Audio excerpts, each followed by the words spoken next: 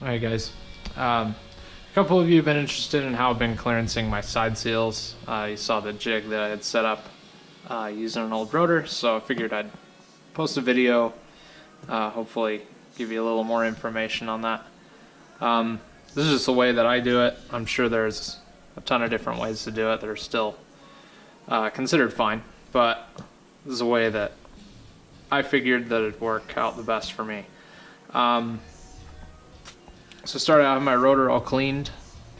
I have my side seal springs already in, and I have my new side seals and corner seals. So I'll show you the jig that I set up. Basically just an old junk rotor that I had laying around. I've got a pipe cap, I think it's 3-inch, lag bolt that runs all the way down to the bottom of the drill press. And then that's tight so it can't move. I've got the drill press locked with a fine Dremel bit that just so happens to be the correct diameter for the corner seals. So we'll start off with one of them.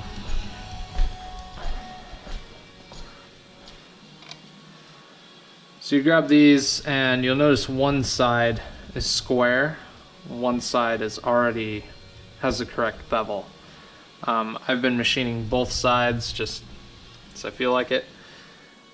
And I'll start with one corner seal. So something to butt it up against. So put the spring on corner seal in.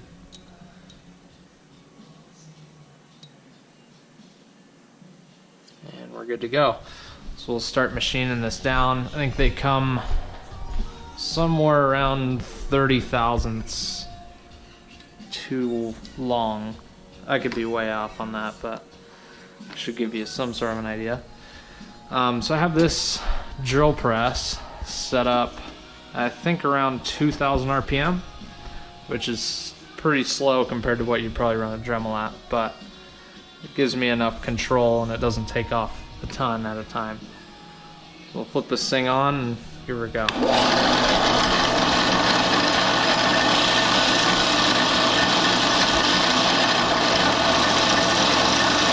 I'm just using light pressure because I don't want to put too much heat into it or take off too much at a time.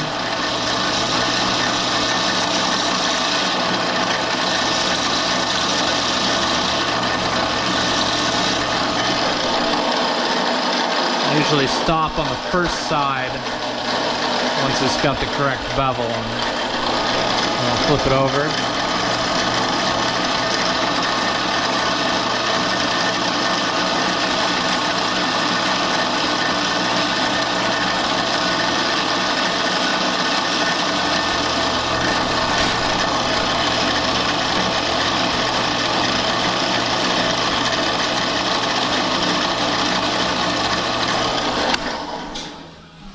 At this point I'm mostly doing it by feel because I've done about 9 of them by now. I usually start off by deburring the first side because that bit does put a little bit of a burr on it. I have 1500 grit sandpaper glued to a sheet of glass. Probably don't need to go that crazy, but you could use just a fine sharpening stone or something like that. All I'm trying to do is just remove the burr. So if you got anything sticking out, it could mess with your clearance.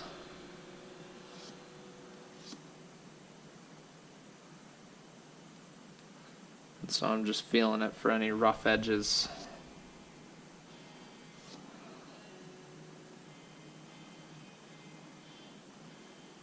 Looks like we're pretty much good.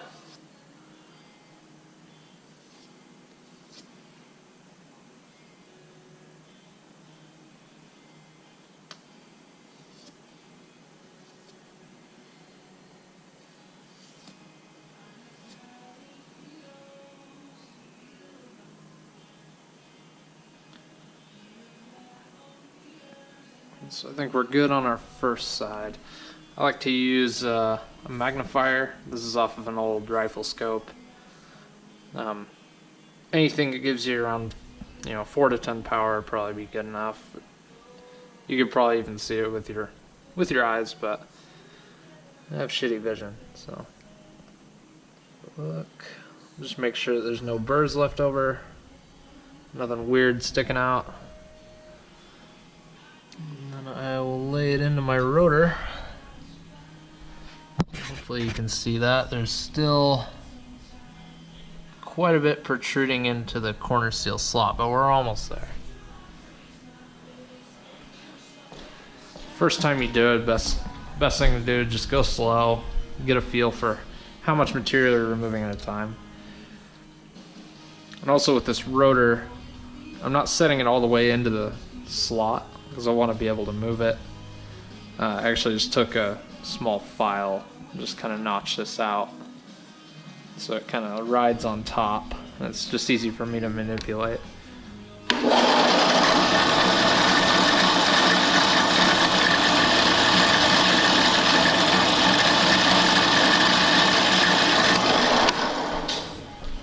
Probably as far as I want to go this time. We'll see where we're at.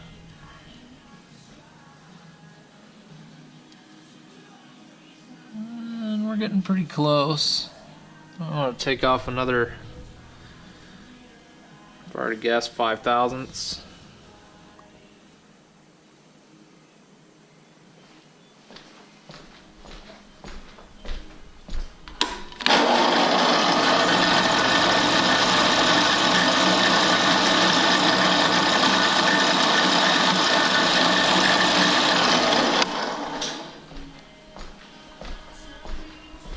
At this point, I'm going to get rid of my burr.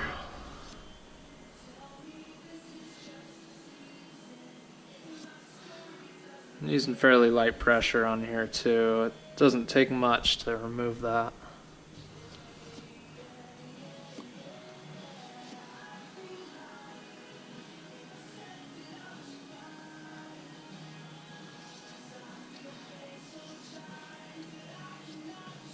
Then once I get one end machined, like I did earlier, I'll get it all deburred and cleaned up, and then I won't touch it. I'll just work on the other side.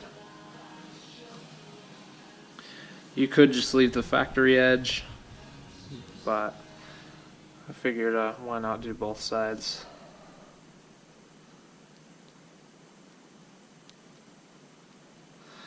We're looking pretty good. We're pretty close.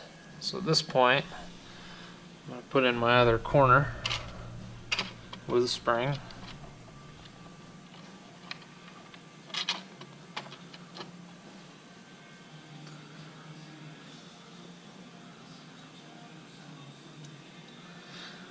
I try to make sure everything's clean to the point where all these will move normally. I don't want it binding or doing anything weird on me. So this one, almost kind of had to force it into the slot, and it doesn't want to move on its own, so I know that that's going to be way too tight. So at this point I need to take off about 2 thou. That'll be good.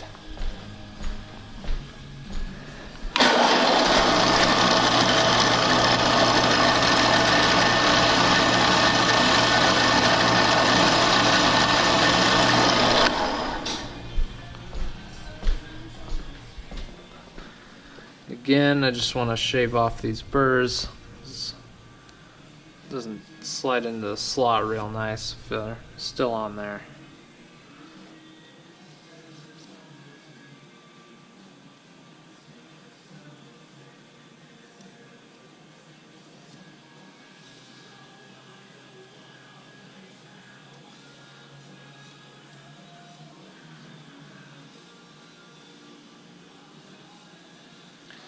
If any of you guys are curious, this little sheet of glass is about $4 at Lowe's. It's pretty handy to have for lapping or sanding parts or anything like that.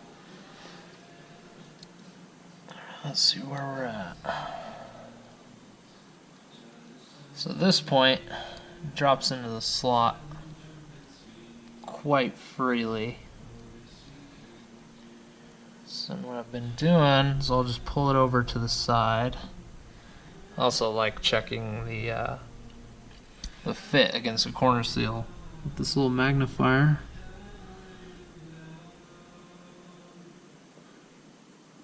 That setup's been pretty consistent in getting the right bevel on all these.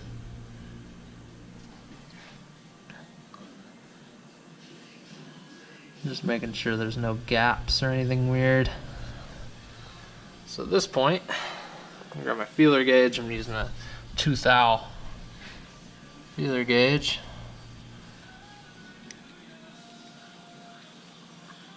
And just barely catches in there.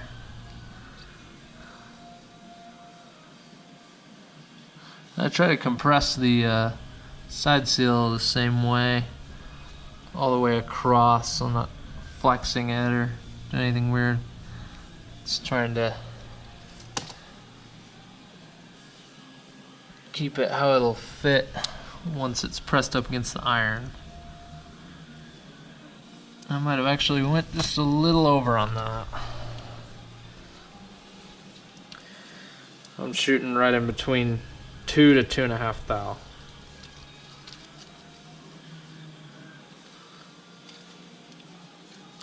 I think the spec will allow up to 6, if I remember correctly. Yes, we're a little closer to 2.5 on that, but I'm happy with it. At this point, I like to just double check everything. This one still has a bit of a groove on it, or a thing I can't figure out the word for. A burr. So I clean that up a little, check the other side.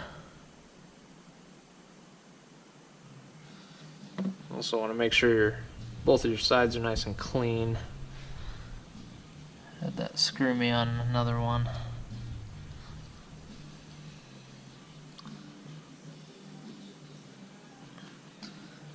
And we're looking good.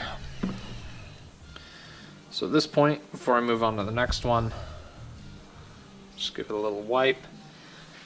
Also, I've got a little 6 on here, so I've been marking these so I can throw them in my bin until I'm ready to assemble. So I've got 6 lines on there, so I know exactly where it fits. I also like to mark my corner seals just in case they're a little different, so they go back in the same slot. So we got 6 and 2. And I've also been marking out the 6 on this, just so I remember that that's one that I already machined. And that's it. Repeat that 11 more times, and you'll be good to go. So I hope this helped at least someone. Alright, so after shooting this video, I decided it'd be an appropriate time to maybe elaborate on why I chose this process over a more conventional method. So my thinking was I want to have the most consistent clearancing between all 12 of the side seals, and a way that I can achieve that is by using these little Dremel bits. Now, this is just a fine grinding or sharpening stone. They're number 932. I can spin this up on the drill press, and the cool thing is it's almost the exact same diameter as a corner seal. So when I'm running my side seal in, it's getting ground to almost the exact same contour as the corner seal. And in theory, I should have more surface area basically pushing up against the corner seal, so it should help with wear, like on break-in or just during normal operation. And it just helps me to get, you know, all of them exactly the same.